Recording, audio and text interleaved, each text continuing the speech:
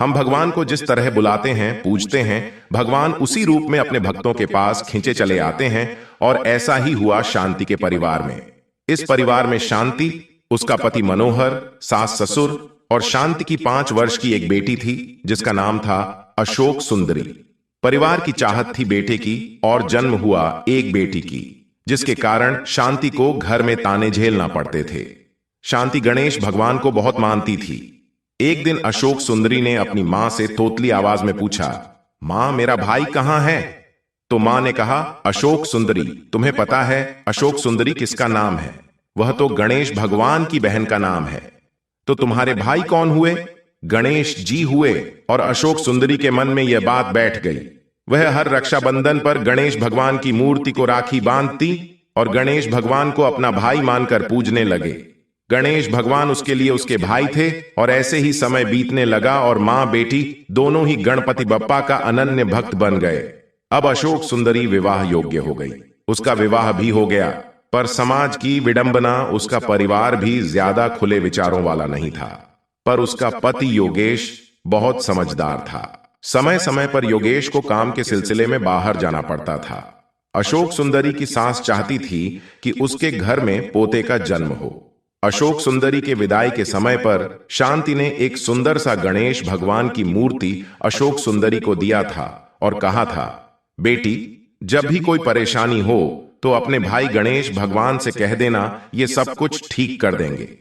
बस इस बात का विश्वास करके अशोक सुंदरी ने अपने भाई गणेश भगवान से कहा, भैया, मेरी सास के मन में जो इच्छा है उसे अवश्य ही पूरा कर देना, नहीं तो मेरा हाल मेरी मां की तरह हो जाएगा। अशोक सुंदरी गर्व से हो गई और देखते ही देखते 9 माह का समय पूरा हो गया। एक दिन अचानक अशोक सुंदरी की तबीयत खराब हो गई और उसे अस्पताल ले जाने का समय नजदीक आ गया। संयोग, बस उस दिन योगेश घर पर नहीं था। उसकी सास उसे अस्पताल ले गई। वहीं पर अशोक सुंदरी ने एक बच्ची को जन्म दिया। बस अब क्या था, अशोक सुंदरी की सास की उम्मीद पर पानी फिर गया। वह स्वार्थ में इतनी अंधी हो गई थी कि भगवान का डर भी उसके मन से निकल गया। उधर अशोक सुंदरी मन ही मन गणेश भगवान से कह रही थी, मेरे भैया, आपकी भांजी हुई है, आप इसकी रक्षा करना और उसको जल्दी से घर भेज देना। अशोक सुंदरी की सास तो अपने बेटे के आने के पहले ही अपनी बहू और अपनी पोती के लिए जाल बिछा चुकी थी। उसने एक काल कोठरी में अशोक सुंदरी और उसकी बेटी को लेटा दिया। कोठरी घर के पीछे ही थी और रात को मौका पाते ही कोठरी में आग लगा दी।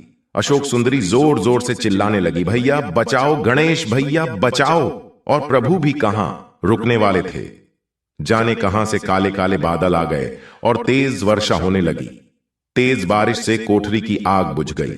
उसी समय गणेश भगवान एक हाथी का रूप लेकर आए और धुएं वाली कोठरी से अशोक सुंदरी और बच्ची को बाहर निकाला। फिर वहां योगेश पहुंच गया था। अशोक सुंदरी ने सारा किस्सा अपने पति को बताया।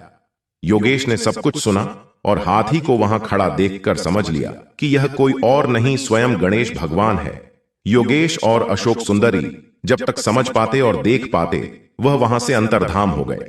अशोक सुंदरी बोली, आज मेरे भैया सिर्फ मेरे लिए आए थे, मैं धन्य हो गई।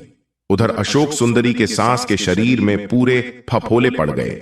उसे गणेश भगवान के क्रोध का सामना करना पड़ा। उधर अशोक सुंदरी और योगेश अपनी बच्ची को लेकर कहीं दूर रहने चले गए और पूरा जीवन गणेश भगवान के भक्ति में समर्पित कर दिया। दोस्तों, जो कोई भगवान से रिश्ता जोड़ता है, प्रभु उसका साथ कभी नहीं छोड़ते और हमेशा हमेशा उसका साथ देते रहते हैं। प्रेम से गणेश भगवान की जय हो।